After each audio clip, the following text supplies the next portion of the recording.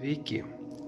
Siūlau Jums nedidelę meditaciją, psichoenerginį treningą, kaip išmesti nuovargį ir baimę.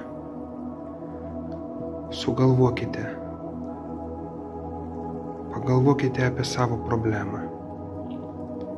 Įsitaisykite patogiai, įžiūrėkite į simbolį trikampio viduryje.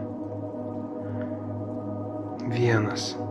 Ir štai jūsų problema, apie kurią jūs galvojat, pamažu virsta dideliu ugnies kamuoliu. 2. Ir šis ugnies kamuolys juda iš jūsų lauk. 3. Šios žvakės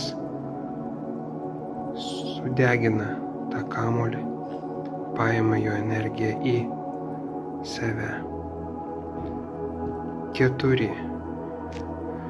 Dabar jūs pradedat kvėpuoti giliai. Užsimerkite. 6. Jūs pilnas energijos.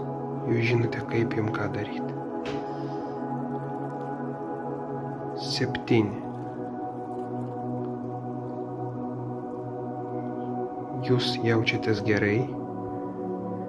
Jūsų problema bus įveikta. 8.